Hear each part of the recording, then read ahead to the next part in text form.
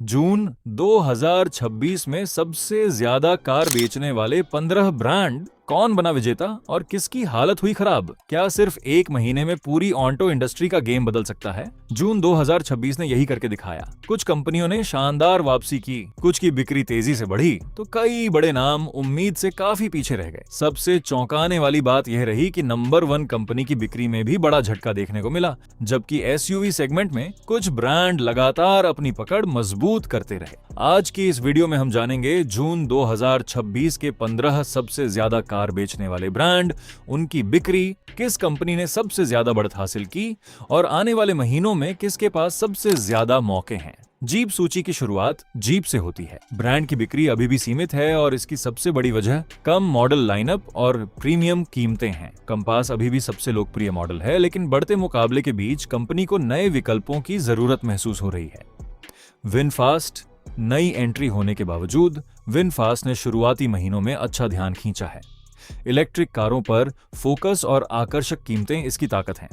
हालांकि लंबी सफलता इस बात पर निर्भर करेगी कि कंपनी अपनी सर्विस और डीलर नेटवर्क कितना मजबूत बना पाती है।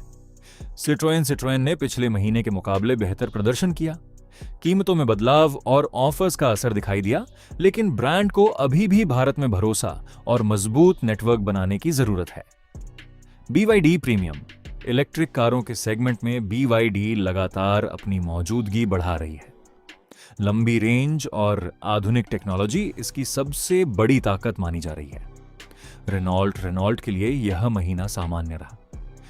किगर और ट्राइबर बिक्री संभाल रहे हैं, लेकिन कंपनी को नई लॉन्च की जरूरत साफ दिखाई दे रही है। निसान की ज्यादातर बिक्री मैग्नाइट पर टिकी हुई है। अगर कंपनी जल्द नए मॉडल नहीं लाती तो आगे प्रतिस्पर्धा और कठिन हो सकती है। होंडा का भरोसेमंद इंजन आज भी ग्राहकों को पसंद आता है।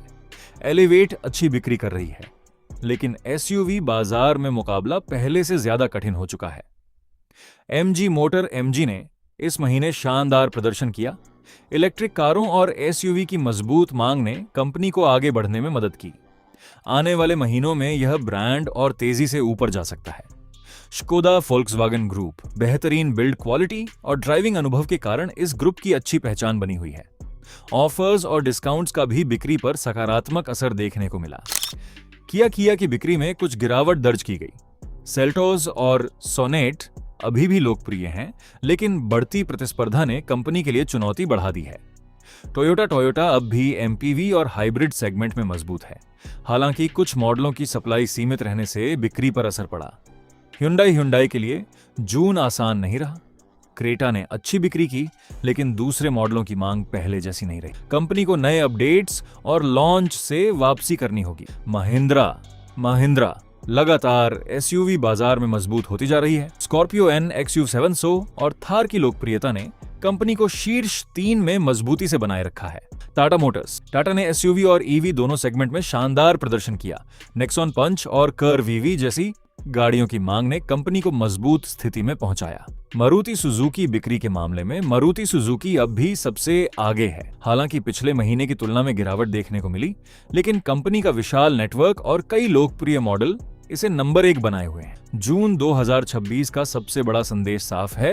भारतीय ग्राहक अब सिर्फ कम कीमत नहीं देखता। सुरक्षा, फीचर्स, डिजाइन, टेक्नोलॉजी और एसयूवी का आकर्षण पहले से कहीं ज्यादा महत्वपूर्ण हो चुका है। अब देखना दिलचस्प होगा कि आने वाले महीनों में महिंद्रा और टाटा अपनी रफ्तार बनाए रखते हैं या मारुति और Hyundai दमदार वापसी करते हैं। आपके हिसाब से साल 2026 के अंत तक कौन सी कंपनी भारत की सबसे मजबूत कार कंपनी बनेगी?